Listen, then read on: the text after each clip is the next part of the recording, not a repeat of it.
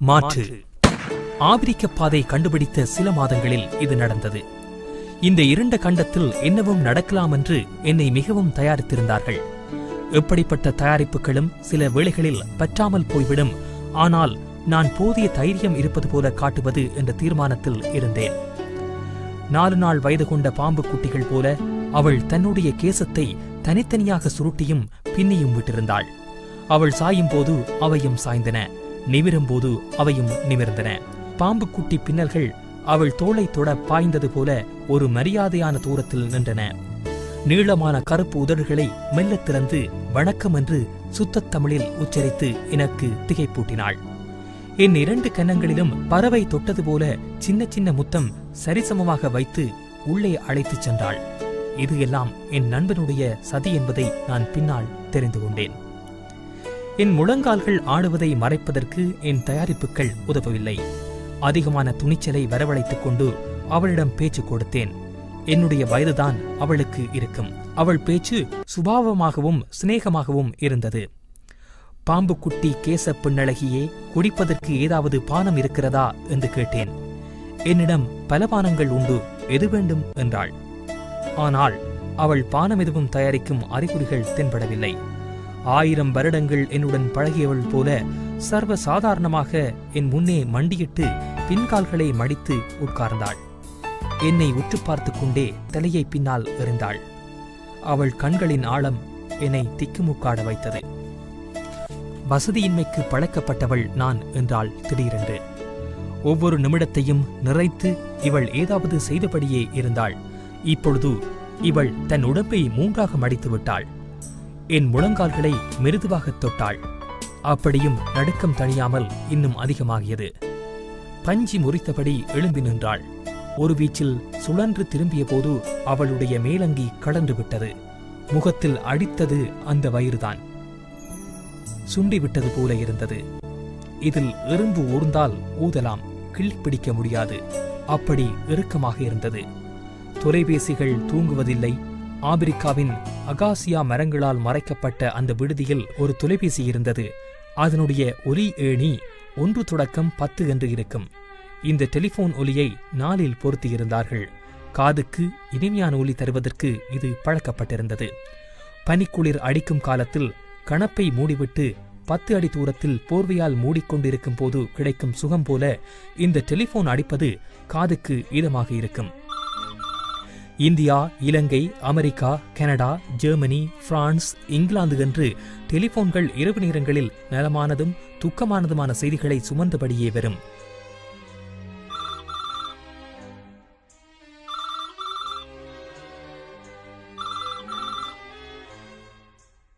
எங்கள் எதிர்காலங்களை நிர்ணயிக்கும் இந்த கருவியை சுற்றியிருந்து நானும் விடுதி நண்பர்களும் மணிக்கணக்காக சம்பாஷிப்போம். ஒரு நாள் நடுநிசி என்னை தேடி ஒரு செய்தி வந்தது. எனக்கு ஒரு தேசம் கிடைத்து விட்டது, ஜெர்மனி என்று சொன்னார்கள். அன்று முழுக்க நான் தூங்கவில்லை. சந்திர மண்டலத்தின் இருண்ட பகுதியிலிருந்து பேசுவது போல அப்பாவின் குரல் அடைத்து போய் ஒலித்தது. அம்மா வளையலில்லாத கைகளை தூக்கி ஆட்டி விடை கொடுத்தாள். பின்னாத நீண்ட கூந்தலுடன் மகேஸ்வரி தோன்றினாள். தன் கைக்குட்டை எங்கே என்று விசாரித்தாள். என் நினைவுகள் முன்னும் பின்னும் சுழன்றன.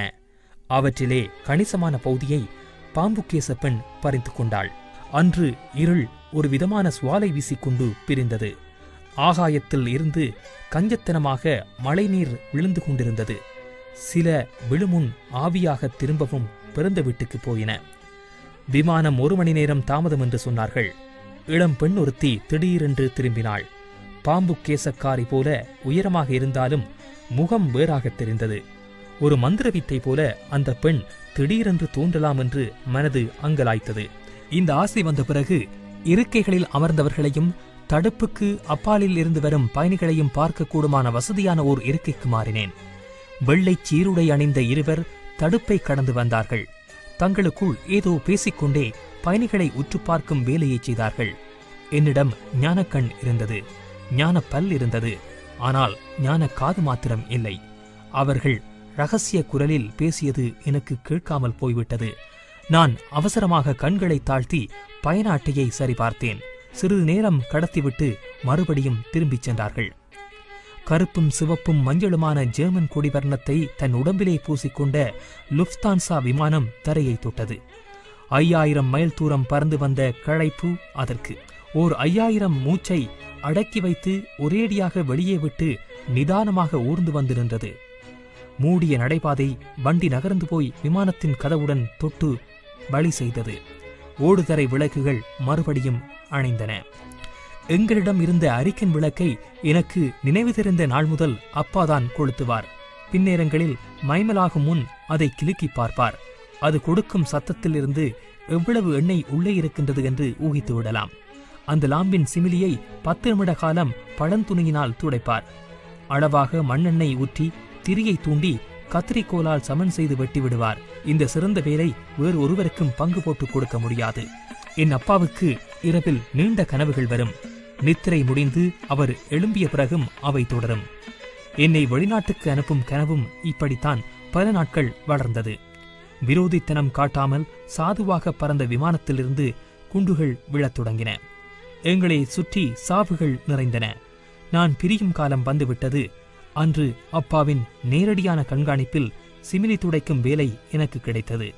நான் அடைந்த மகிழ்ச்சிக்கு அளவே இல்லை. நான் பயணப்படுவதற்கான நாள் நெருங்கிய போது அப்பாவின் வாஞ்சை அதிகமாகியது. அதை எப்படியும் காட்டிவிட வேண்டும் என்று துடித்தார். தம்பி என்று அழைப்பார். பிறகு நாக்கு மந்தமாகி பேச மாட்டார். ஏதாவது சொல்ல வருவார், பிறகு சொல்லாமல் விட்டுவிடுவார். அலிசின் அதிசய உலகத்தில் வரும் மூஞ்சூறு போல அப்பா முடிக்காமல் விட்ட கதைகளும் வசனங்களும் பலவாக இருந்தன. அவையெல்லாம் அவர் படுக்கும் மரக்கட்டிலுக்கும் கூரைக்கும் இடையில் இன்று வரை அந்தரத்தில் சுற்றி கொண்டே இருப்பது போல எனக்கு அடிக்கடி தோன்றும். எங்கள் குடும்பத்து வேலைகள் சரிசமமாக பங்கு போட்டு கொடுக்கப்பட்டிருக்கும். அம்மா தோசை பிரட்டுவாள், அக்கா தலைக்கு சீயக்காய் பிரட்டுவாள், அப்பா காசு பிரட்டுவார். அப்படித்தான் அப்பா பயண முகவருக்கு காசு கட்டி என்னை அனுப்பி வைத்தார். இந்த பயண முகவரை இன்னும் நம்ப முடியாமல் இருக்கிறது. மிகவும் ஒடுங்கிய வாசல்களுக்குள் போக படைக்கப்பட்டவர் போல ஒடுங்கிய உடம்போடு இருந்தார். பொய் இயற்கையாக வந்தபடியினால் தொழிலை விருத்தி செய்வது இவருக்கு சுலபமாக இருந்தது. எங்கள் சீனியர் குலசிங்கம் 11 மாதங்களாக இந்த இருண்ட விடுதியில் தங்கியிருக்கின்றான். என்னை கட்டிப்பிடித்து வழியனுப்பி வைத்தான். தனக்கு ஒரு நாடு படைக்கப்பட்டு விட்டது, ஆனால் அதனுடைய பெயர்தான் இன்னும் தெரியவில்லை என்று அடிக்கடி சொல்லிக் கொள்வான். மகேஸ்வரி எந்த இடத்துக்கு வந்தாலும் அங்கே அவளுடைய வனப்பு தொற்றுவியாதி போல பரவிவிடும். இருப்பதற்கு முன் 2 பக்கமும் பார்த்துவிட்டு நீண்ட தலைமுடியை இழுத்து இழுத்து பீட்டத்தின் கீழ் வைத்து மெத்தியாக மடித்து அதற்கு மேல்தான் இருப்பாள். மலர்வதற்கு இன்னும் 2 நாள் அவகாசமுடைய மல்லிகை மொட்டுக்களைத்தான் அவள் கோர்த்து கூந்தலில் அணிந்திருப்பாள். அந்த மல்லிகை விரிந்து நான் பார்த்ததில்லை.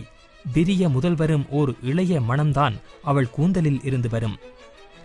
ஒட்டகத்தின் கண்ணிமைகள் அடர்த்தியாக இருப்பது பாலைவனத்து மணல் வீச்சை தடுப்பதற்காக என்று கேள்விப்பட்டிருக்கின்றேன். இந்த பெண்ணின் இமைகளும் அப்படித்தான் அடர்ந்து கருத்து படபடவென்று அடித்தன. வேண்டாத ஆடவர்களின் பார்வையை அவள் அப்படித்தான் துரத்தினாள் போலும். நான் பயணம் புறப்படும் போது அந்த கணங்களால் சாடை செய்தாள். ஒருவரும் அறியாமல் வந்து ஒரு கடிதம் கொடுத்து அதை பிளேன் புறப்பட்ட பிறகு படிக்கச் சொல்லி என்னிடம் உத்தரவாதம் பெற்றுக்கொண்டாள். அந்த கடிதம் ஒரு உரையில் கூட போட்டு சிறப்பு செய்யப்படவில்லை. அப்பியாச கொப்பியின் கடைசி ஒற்றையை அவசரமாக கிழித்து அதில் எழுதியிருந்தாள். நாளாக மடித்து மிகவும் பாதுகாக்கப்பட்டு அவளுடைய கை வியர்வையில் நனைந்து பல எதிர்பார்ப்புகளை எனக்குள் ஏற்படுத்தி என் சட்டை பையில் அது கிடந்தது. டெஸ்டிமோனாவின் கைக்குட்டை களவு போனது போல இவளுடையதும் களவு போயிருந்தது. எடுத்தது நான் தான்.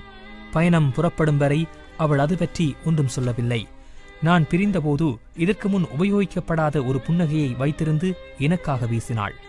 உள்ளங்கையை கூட மறைக்க முடியாத சிறிய கைக்குட்டை அது. மூலையிலே சிவப்பு பூ போட்டது. 20 கைக்குட்டைகளா அவளிடம் இருக்கிறது? இருப்பது ஒன்றே ஒன்றுதான்.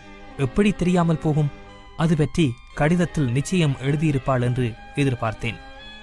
அப்பாவின் கையெழுத்து தென்கொரிய தேசிய கீதம் போல வாசிப்புக்கு அப்பாற்பட்டதாக இருக்கும்.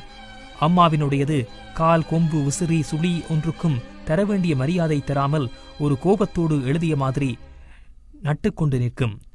என்னுடைய மகேஸ்வரியின் எழுத்து அப்படியல்ல. மலர் முகை போல அவளுடைய அட்சரங்கள் தனித்தனியாகவும் குண்டு குண்டாகவும் இருக்கும். அந்த கடிதத்தை படிக்கும்போது என்னுடைய சுண்டை விட கண் வேகமாக பறந்தது. எங்கே கடைசி வரையில் அன்பான தங்கை என்று முடித்து விடுவாளோ என்ற பயம் பிடித்து ஆட்டியது. ஒரு கிழவியின் கடிதத்திற்கான சகல தகுதிகளுடன் புத்திமதிகளால் மிகவும் கனத்துப் போய் அது காணப்பட்டது. நல்லாய் படிக்க வேண்டுமாம், விரைவில் உத்தியோகம் பார்க்க வேண்டுமாம், இவ்வளவு நம்பிக்கையோடு அனுப்பி வைக்கும் பெற்றோரை ஏமாற்றக்கூடாதாம், மேல்நாடுகளில் கெட்டுப்போவதற்கு பல சந்தர்ப்பங்கள் உண்டாம். இந்த வகையாக கஸ்தூரிபாய் எழுதுவது போல எழுதியிருந்தாள். அந்த வரிகளையெல்லாம் துடைத்தும் துளைத்தும் முகர்ந்தும் பார்த்தேன். எங்கேயாவது காதல் ஒளிந்திருக்கின்றதா என்ற ஆசையில் அப்பொழுதுதான் கடைசி வரையில் ஒரு கதவு திறந்தது. மத்தாப்பு வெடித்து விரிந்தது. போனால் போகிறது என்று முத்தங்கள் 300 என்று முடித்திருந்தாள். இவள் எப்படி 300 முத்தங்கள் என்று சொல்லலாம்?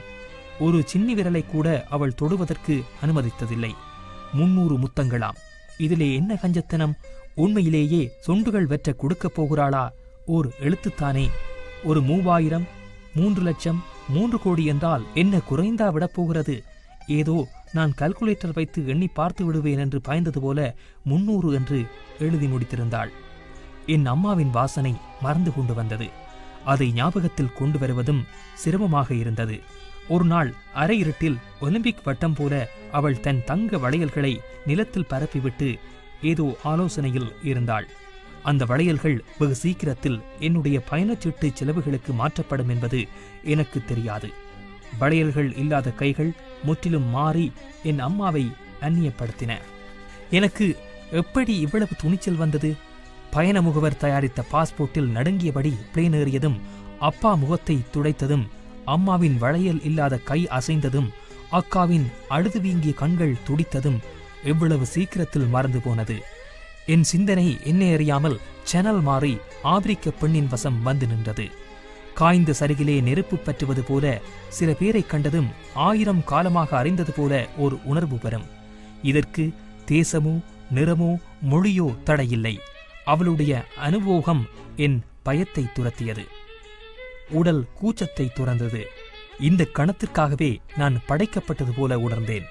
இதற்கு சாட்சி அவளுடைய ஸ்பரிசத்திற்கு முன்போ பின்னோ எனக்கு ஒருவித குற்ற உணர்வும் தோன்றாததுதான். குலசிங்கத்தின் விசா இன்னும் தயாராகவில்லை. எனக்கும் அப்படியே என்று தினமும் செய்தி கொண்டு வந்தான். எனக்கு வயிறு கலங்கிக் கொண்டிருந்தது. இந்த நாட்டு சிறைச்சாலை பற்றி நான் மிகவும் தெரிந்து வைத்திருந்தேன். அங்கு போனவர்கள் மீள்வது அரிது. இதற்கு முன் வந்த குரூப்பில் ஒருவன் பிடிபட்டு இன்னும் அங்கேயே இருந்தான். இவன் ஒருவரையும் காட்டிக் கொடுக்கவில்லை என்று சொன்னார்கள். ஆபத்தின் ஆழம் தெரிந்தது. ஆனாலும் ஒரு நாள் தவறினால் இன்னொரு இரவு கிடைக்கக்கூடும் என்ற அற்ப ஆசையும் இருந்தது. இந்த நேரத்தில் அந்த பெண் வேறொரு ஆடவனுடன் இருப்பாள் என்பது எனக்கு நிச்சயமாக தெரிந்தது. என் வசம் இருந்து அந்த சொற்ப நிமிடங்களில் அவள் தன்னை ஒன்றும் மிச்சம் விடாமல் என்னிடம் ஒப்படைத்து விட்டாள். அதில் ஒருவித சந்தேகமும் இல்லை. ஒருவேளை அவள் வந்துவிடக் கூடுமோ என்று அடிக்கடி பார்த்தவாறே இருந்தேன். வேரோடு என்னை இழுத்து மாரோடு அணைத்து என் இனிப்பு குவியலே என்று என்ன காரணத்தோடோ அழைத்தாள். ஒரு சொட்டும் மிச்சம் விடக்கூடாது என்பது போல என் வசமிருந்த அத்தனை முத்தங்களையும் என்னை கேட்காமலே துடைத்து எடுத்துக்கொண்டாள். அவள் மிகச்சிறந்த நடிப்புக்காரியாக இருக்க வேண்டும், அல்லது அவளுடைய பாலைவனத்து மனதில் ஈரழிப்பு எங்காவது ஒளிந்திருக்க வேண்டும். வீங்கியிருக்கும் மேல்தொடை அவள் எதிர்பாராத ஒரு தருணத்தில் தனியாக கவ்வி நீண்ட நேரம் சுவைத்தேன். அவளை ஆச்சரியப்படுத்துவது கடினம். புறங்கையால் துடைத்தபடி அலட்சியத்தோடு திரும்பிச் சென்றாள். அந்த இதழ்களை நான் மற்றவர்களுக்காக விட்டுவிட்டு வந்துவிட்டேன். எங்கள் பயண முகவரின் கையாள் ஓர் இத்தாலியன். அவன் எங்களை கண்காணிக்க இரவு 10 மணிக்கு பிறகு 2 கதவு வைத்த காரில் ரகசியமாக வருவான். தாட்சண்யம் இல்லாமல் எங்களிடம் கடுமையாக நடந்து கொள்வான். பேய்க்கு சாப்பாடு போடும்போது நீண்ட அகப்பை தேவை என்று சொல்வார்கள். அப்படியே இவன் வரும்போதும் நாங்கள் தூர அகன்று நின்று விடுவோம். இவனுடைய பேர் ஆந்திரிய தாமவனி. அந்த பேரிலே 2 எழுத்துக்கள் மௌனமாக உட்கார்ந்திருந்தன. இது ஏனென்று எனக்கு விளங்கவில்லை. தேசமில்லாமல் முகமிழந்து திரியும் எங்களைப் போல அந்த 2 அட்சரங்களும் ஒலியை கொடுக்கும் சக்தி பெறவில்லை என்றே நினைக்கின்றேன். நாங்கள் 11 பேர் விடுதியில் இருந்தோம். இதில் சோமாலிய பையன் ஒருவனும் அடக்கம். அவனுக்கு 15 வயதிருக்கும். கோயில் சுவர் கலரில் கோடுகள் போட்ட நீளமான அங்கி ஒன்றை அணிந்திருப்பான். கர்வமானவன். 5 நேர தொழுகையும் தவறாமல் செய்வான். பறவை இறைச்சி தொடமாட்டான். அதை சாப்பிடும் எங்களை ஏளனமாக பார்ப்பான். இத்தாலியன் வரும் நாட்களில் மலர்ந்து போவான். இத்தாலிய பாஷை அவனுக்கு சரளமாக வரும். இவன் தயவினால்தான் நாங்கள் எப்போது பிளேன் வரும், எந்த நாட்டை எமக்கு தரப்போகின்றார்கள் போன்ற மேலதிக விவரங்களை அறிய காத்திருப்போம். ஆனால் அவனிடத்தில் விரும்பத்தகாத பழக்கம் ஒன்றிருந்தது. கிட்டத்தட்ட என்ற வார்த்தையை அளவுக்கு அதிகமாக உபயோகித்தான். இன்று எத்தனை பேர் போவார்கள் என்று கேட்டால் கிட்டத்தட்ட 2 என்று பதில் கூறுவான். நெருப்புடன் எனக்கு நெருக்கமான சிநேகம் இருந்தது. கணப்பு கொழுந்து சுவாலைகளை பார்த்து கொண்டே இருக்க பிடிக்கும். கருப்பும் நீலமும் மஞ்சளும் சிவப்பும் கலந்த இந்த தீ நொடிக்கொரு தடவை என் உருவத்தை மாற்றிவிடும். காற்றுக்கும் சாம்பலுக்கும் இடையில் இருக்கும் ஒரு கணத்தில் வாழ்ந்து முடிந்து விடுகிறது. என் வாழ்க்கையை தீர்மானிக்கும் இந்த நொடிப்பொழுதில் விமான பணிப்பெண் பயணிகளை அழைக்கும் வாசகத்திற்காக காத்திருந்தேன். அந்த வெள்ளையுடை அதிகாரிகள் மறுபடியும் என்னை நோக்கி வந்தது போல தோன்றியது. மிருகங்கள் சண்டைக்கு தயாராகும் போது தலையை கீழே இறக்கி முன்னேறுவது போல இவர்களும் சிரசை கவிழ்த்து வந்தார்கள். என் இருதயம் விலா எலும்பை தொட்டுக்கொண்டு அடிக்கத் தொடங்கியது. கம்ப்யூட்டரில் அண்டு விசையை தட்டுவது போல என் மனதும் விசைகளை தேடின. 2 கமக்கட்டுகளிலும் கட்டுக்கடங்காமல் வியர்வை பெருகி நீலமும் வெள்ளையுமான நைல் நதிகள் ஒம்டுர்மானில் கூடுவது போல என் நாபிக் கமலத்தில் கலந்தன. நான் கண்களை கீழே இறக்கினேன். அப்படியும் 4 கருப்புச் சப்பாத்துக்கள் லேஸ்கள் சரியளவில் கட்டப்பட்டு என்னை குறிவைத்து வருவது தெரிந்தது. வெளிக்காற்றை சுவாசிக்கும் அவகாசம் கிடைத்த அந்த கடைசி நிமிடத்தில் என் கண்முன்னே அப்பாவோ அம்மாவோ அக்காவோ காட்சியளிக்கவில்லை. மகேஸ்வரியும் தோன்றவில்லை. பாம்புக்கேச பெண்தான் தோன்றினாள்.